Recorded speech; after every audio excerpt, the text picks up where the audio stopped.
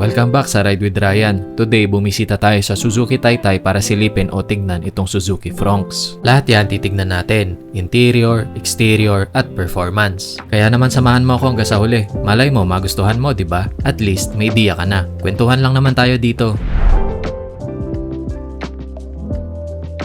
Una sa lahat unang tingin ko pa lang, hindi siya trying hard maging sobrang aggressive. Hindi rin naman siya sobrang conservative. Sakto lang yung dating. At yun yung unang impression ko dito sa Suzuki Fronx. Well, sa panahon ngayon, halos lahat ng compact crossover pare-pareho ng itsura. Malalaki yung grille, manipis yung headlights, mataas yung body lines, pero minsan may mga sasakyan na kahit simple lang yung design language, may sariling character pa rin. And besides, nasa gitna siya ng maraming klase ng buyers. Hindi siya full-size SUV, hindi rin siya hatchback lang, nasa sweet spot siya ng compact crossover segment. Sa front face siya, mas mature na compared do sa mga older Suzuki crossover. Hindi siya yung mukhang budget-oriented lang, mas premium na yung approach. Kung pagmamasdan maigi, medyo nag-level up na talaga yung design direction ni Suzuki. Mapapansin mo agad yung split-type lighting setup. Sa taas, nandyan yung slim LED DRLs na halos parang nakastretch across the front end. Ang effect nito, mas malapad tignan yung sasakyan. Modern din yung execution niya kasi uso ngayon yung layered lighting design sa mga bagong crossover. At sa baba naman yung primary headlight assembly. Hindi siya sobrang laki visually, pero bagay sa proportion ng Fronx. Ang maganda dito, hindi siya mukhang awkward kahit compact yung body size ng sasakyan. Tapos yung projector style LED headlights, mas focus yung beam pattern compared sa traditional reflector setup. So sa actual night driving, mas controlled yung bato ng ilaw. Meron din siyang tinatawag na follow me home system. At yung front grille naman, isa sa pinaka-noticeable details ng Fronx. Hexagonal yung pattern niya with chrome accent sa upper section. Hindi siya overstyled. Enough lang para magkaroon ng konting premium feel without looking too flashy. Kapag tinignan mo kasi malapitan, mapapansin mo rin yung texture details ng grille inserts. Small detail lang siya, pero yun yung klase ng design touch na nagpapamukhang mas mahal yung sasakyan kaysa sa actual price point niya. May tatlong variant itong Suzuki Fronx, which is yung GL, GLX, at yung SGX. At itong nire-review natin ngayon ay yung GLX variant.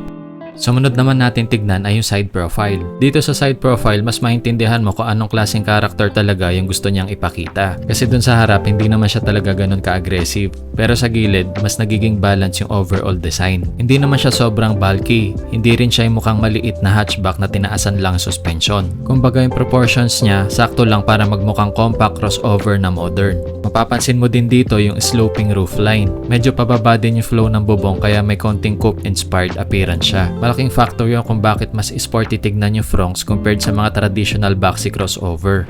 And then meron siyang character lines dito sa pintuan. Hindi naman sobrang daming unnecessary body lines. Simple lang pero enough para magkaroon ng konting muscle definition yung katawan. Kapag natamaan ng ilaw yung side panels, mas lumalabas yung contour niya at yun yung klase ng design detail na usually makikita mo sa mas premium na sasakyan.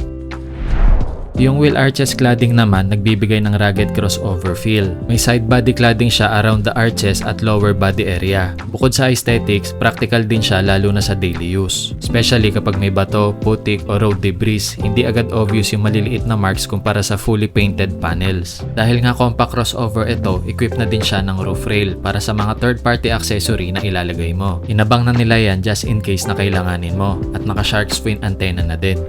Pagdating naman sa overall dimensions niya, equip ito ng 3,995mm in length, 1,765mm in width, at 1,550mm in height. May wheelbase ito na 2,520mm at may ground clearance na 170mm. Yung ganitong numbers ng ground clearance maganda na.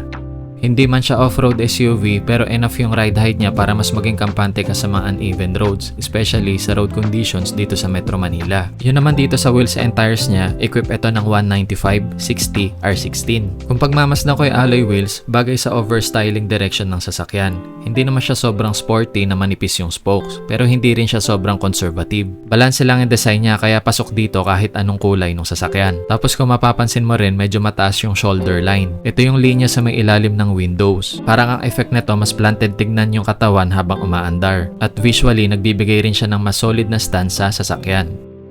At yun naman side mirror niya, power folding, power adjustable with side turn indicator. Tapos body colored na rin yung mga door handles niya at naka keyless entry na din naman.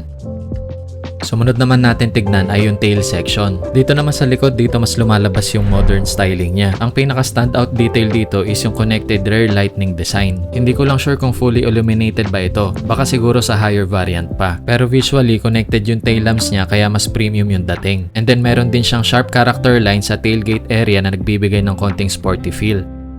Yung rear bumper may silver accent sa lower section na parang skid plate inspired yung design. Kaya kung i-overall natin siya, more on urban crossover aesthetic talaga siya. Mas focus ito sa clean proportions. At yun yung reason kung bakit mas mature tignan yung overall appearance niya. And by the way, equipped na din pala ito ng 4-eye sensors at reverse camera. Meron na din siyang rear spoiler na combination ng third brake light. Tuloy tayo, sumunod naman natin tignan ay ang interior. Pagpasok dito sa loob, dito mo mapapansin na yung practical layout ng Fronx. Hindi siya yung tipong overloaded na kung ano-anong design gimmicks. Simple, functional at madaling intindihin. At kung minsan pa nga, mas okay pa yon sa long-term ownership. Yung dashboard layout, driver-oriented ng konti. Slightly naka-angle yung infotainment display para mas madaling abutin at tignan habang nagdadrive. And then mapapansin mo rin yung layered dashboard design niya. Hindi flat tignan kaya hindi rin boring visually. Hindi ito totally level premium materials. Syempre dahil nasa practical price category pa rin tayo. Pero decent yung fit at finish. Pag nakita nyo to sa actual, hindi cheap tignan yung texture at trims. Maganda yung mga combination niya, even yung silver accent at piano black sections. Enough lang para magkaroon ng konting upscale feel. Nung sumakay ako, napansin ko dito sa seat adjustment na manual adjustable type ito. Ayusin ko lang according sa driving position ko. Yun naman sa passenger side ay naka-manual adjustable seats din, similar dito sa driver side.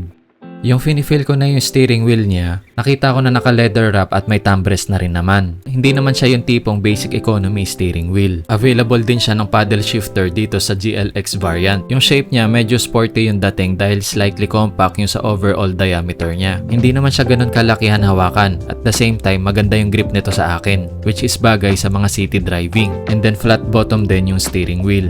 Of course, nandito din yung mga relative button para sa audio control system, including yung sa cruise control at yung sa infotainment system. Hindi naman siya overloaded ng tech kaya madali pa rin intindihin. Yun namang instrument cluster, combination na ng analog gauge at digital multi-information display. Personally, okay pa rin talaga minsan yung analog gauge kasi mas mabilis basahin habang nagdadrive.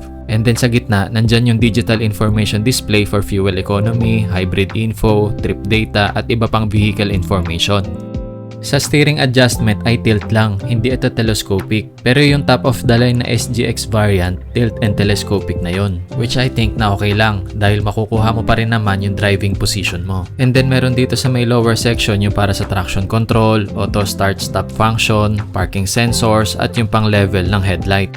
Regarding naman sa seat material, hindi ito full leather seats na usually nakikita sa mas mahal na crossover. Pero honestly, bagay rin yung material choice niya sa overall character ng Fronx. Fabric base yung primary seat material niya with textured inserts sa gitnang section. Para sa akin lang mas breathable yung mga ganitong fabric seats kaysa dun sa mga naka full leather. Hindi siya ganun kainit kapag matagal nakapark sa ilalim ng araw. Tapos hindi rin siya malagkit sa pakiramdam during long drive. Simple lang talaga siya tignan pero hindi boring. And then yung side bolster naman, enough lang yung support niya para hindi ka masyadong magalaw during cornering or long drive. Hindi siya aggressive bucket seat setup. More on comfort oriented talaga yung approach niya. Kumbaga yung nakaupo ako dito sa driver seats, maganda yung visibility niya. Hindi siya yung tipo na humahaba pa yung leeg mo para matansya mo lang yung nasa harapan mo. May pagka wide angle din talaga yung pinaka windshield nito. Hindi ko lang sure sa iba. Well, siguro kasi nasa 5'7 din yung height ko. Pero base naman sa driving position ko at viewing angle niya, maganda na para sa ganitong category crossover. Yung regarding sa infotainment system, sa center nandyan yung floating style infotainment screen. Mas modern tignan compared sa embedded style display dati ng Suzuki. Equipped na rin ito ng Apple CarPlay and Android Auto, which is essentials naman na talaga ngayon. At least dito, straightforward yung integration. Pag ginamit mo naman, hindi naman sobrang complicated yung interface niya. Kumbaga para sa akin, naging advantage ni Suzuki yung simplicity. Isa na rin itong 9 inches high definition display audio with rear view camera. Equipped ito ng 6 na speakers including dumating na yung dalawang tweeter. Pag umibaba ka naman ng tingin, of course nandyan yung air conditioning controls, 12 volt socket, USB port, dalawa pang cup holder para sa passenger and driver side. At yung pinaka shift knob niya na para sa park, reverse, neutral and drive. Yung dito naman sa handbrake niya ay conventional type pa din. Tapos pag tinaas mo tong pinaka center armrest, hindi din naman siya ganun kalalim. Pero pwede na para sa mga small items accessory natin. Hindi lang naman ito yung function niya. Just in case na mabitin yung patungan ng siko ng driver, na-adjust naman ito para mas fit yung center armrest nila either passenger or driver side. Yung dito naman sa may overhead sa may sun visor, equipped na ito ng vanity mirror pero hindi ito illuminated. Of course, yung pinaka map light niya para sa driver and passenger side. Iba pa yung pinaka dome light niya dito sa gitna. Yun naman sa driver side, tamang sun visor lang, wala itong vanity mirror. At yung pinaka glove box niya, hindi naman siya ganun kalaki, enough na para malagay yung mga common documents natin. Yun naman sa door side panel ay clean look lang ito. Combination ka pa ng side pocket at bottle holder. At the same time, yung patungan mo na siko dito ay soft padded din naman. Tapos may mga layered panel design. Hindi siya yung plain plastic lang. May combination siya ng different textures at contours kaya mas refined tignan yung interior. Yung door handle area naman naka-integrate na maayos sa overall door panel layout. Talagang simple at maganda yung pagkaka-placement ng bawat isa. In short, clean yung transition lines at materials. On top pa yung mga side door pocket at bottle holder. Yun naman dito sa second row seats ay parehas pa rin naman. Hindi siya sobrang lambot, hindi rin naman siya sobrang tigas. During long trip kasi mas importante yung tamang balance lang ng support at comfort. Maganda din naman yung legroom ko dito para sa height na 5'7". Yan na rin yung driving position ko, yung inayos ko yan kanina. Good thing pa rin naman na nakakapa-stretch pa ako ng paa. Hindi naman siya full size family hauler obviously, pero sapat para sa normal daily use. Dahil crossover yung body style niya, mas mataas din yung headroom compared sa mga traditional hatchback. Ang napansin ko lang talaga dito, wala siyang armrest niya na combination ng cup holder. But anyway, meron naman bottle holder do sa side door pocket. Pag umilalim ka naman ng tingin, meron siyang aircon vents na combination ng USB port na para sa Type A at Type C.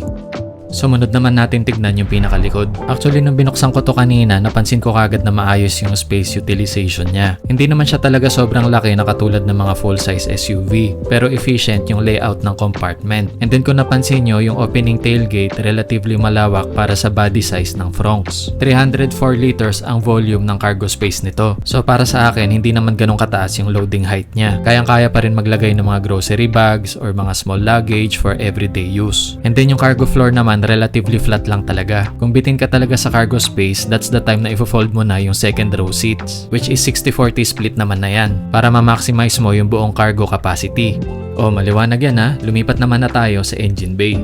By the way, ito pala yung SRP ng pinag-uusapan natin. Just in case na interesado kayo, ilalagay ko na lang yung contact number, email address at iba pa dun sa description. At i-mention nyo lang na napanood nyo ito sa Ride with Ryan. Kung may unit kang gustong ipa-review, comment down below na lang. At susubukan ko maghanap na eksaktong variant para sa'yo. Tulad na lang na isa nating subscriber na nirequest itong Suzuki Fronx. Para may line up na natin dun sa mga susunod pa natin content. Medyo marami naman na yung mga nakapag-request.